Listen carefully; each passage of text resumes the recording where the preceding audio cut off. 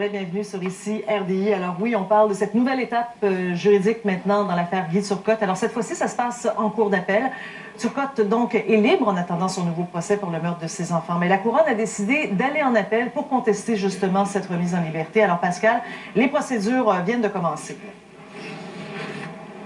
Oui, à 14 h, il y a un banc constitué de 3 juges de la Cour d'appel du Québec qui vont entendre justement les arguments tant du directeur des poursuites criminelles et pénales que des avocats de Guy Turcotte à l'effet qu'il y a au moins un des 3 critères pour la remise en liberté qui n'a pas été respecté. Je vous rappelle que selon le procureur de la Couronne, la Cour supérieure du Québec a erré en droit en ce qui concerne la nécessité de ne pas miner la confiance du public à l'égard de la justice, et la remise en liberté de Guy Turcotte le 13 septembre dernier n'a pas respecté ce critère. C'est donc sur ce point essentiellement que les deux parties vont débattre au cours des prochaines heures à la Cour d'appel du Québec. Pour ma part, j'ai rencontré Isabelle Gaston, qui est l'ex-conjointe évidemment de Guy Turcotte et qui, elle, s'est présentée il y a environ une demi-heure et qui va suivre attentivement les arguments qui seront échangés. Voici un extrait de la discussion que j'ai eue avec elle. Mais je pense qu'une des solutions, ce serait qu'on redonne aux psychiatres le devoir de parler de la médecine, puis qu'on redonne le côté juridique aux avocats puis aux juges. Puis je pense que quand on peut pas, entre psychiatres, s'entendre, mais je pense que leur opinion vaut pas plus que celle des jurés. Donc, venez nous parler c'est quoi une schizophrénie, venez nous parler c'est quoi un délire, c'est quoi un trouble mental, c'est quoi une intoxication au méthanol, puis ensuite laisser les gens prendre la décision par rapport aux faits qu'ils vont entendre. Je pense que faire une évaluation de quelques heures, 2 ans plus tard, 1 an plus tard, sur la possible, comprenez-vous, évaluation avec tous les médias. Les gens sont intelligents, c'est beaucoup plus facile de berner là, une personne sur 1 heure ou 2 ou 3-4 heures. Donc, je demeure sceptique là, à cet égard-là, oui. Venir ici aujourd'hui en Cour d'appel du Québec, on doit s'en douter, c'est pas une journée facile pour vous. Mais vous le faites pour une cause plus collective que votre cause à vous. Là. Je le fais, 1, par expérience personnelle, 2, je pense qu'il vaut mieux écouter ce qui va se dire que ce qui va se débattre, parce que pour moi, ça m'aide à cheminer beaucoup plus facilement quand j'ai vu ce qui se passe dans les tribunaux. Puis vous savez, on m'a reproché, les gens qui reprochent, c'est rare qu'ils vont aller devant la caméra ou qu'ils vont s'identifier avec un nom. Hein, ça, c'est facile de critiquer, mais on ne s'identifie pas.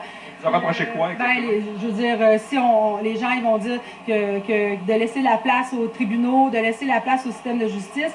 Par contre, quand il y a eu une faille, puis on en arrive 4-5 ans plus tard, où il y a un comité d'experts qui reconnaît qu'il y a un problème, où des professionnels se lèvent debout et disent effectivement, dans les tribunaux civils, dans les tribunaux criminels, il y a des problèmes.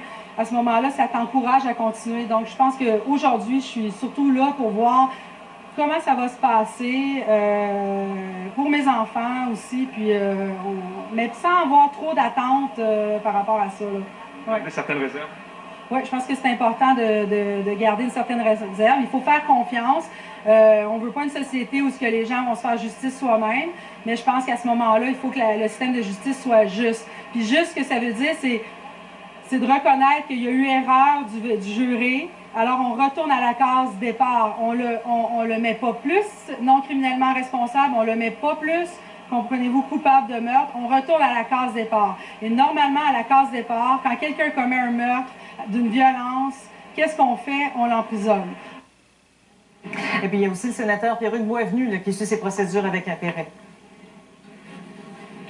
Oui, voilà M. Boisvenu qui s'est lié d'amitié avec Mme Gaston au fil des ans. Il est donc ici d'abord pour la soutenir moralement dans ce processus judiciaire, mais également, il faut rappeler que la non-criminalité, la responsabilité criminelle est une cause qui, lui, est devenue un cheval de bataille au fil des ans. Donc, voici ce qu'il avait à nous dire à son entrée à la Cour d'appel du Québec. On se questionne encore beaucoup là, sur le processus qui conduit à la non-responsabilité criminelle. Mme Gaston, qui est une bonne amie, membre d'association, donc je viens un peu pour l'appuyer aujourd'hui, mais effectivement, c'est un dossier qui risque effectivement d'avoir des conséquences à long terme. Et justement, les juges peuvent avoir, par exemple, 2 options: rendre une décision sur le banc ou encore prendre la cause en délibéré, Julie, et rendre une décision au cours des prochains jours. Mais M. Boisvenu, après discussion avec lui, penche plutôt pour la 2e option, à l'effet que les juges vont réfléchir sur le débat d'aujourd'hui et rendre une décision ultérieurement. Merci beaucoup, Pascal. Continue de suivre ça pour nous. Au revoir.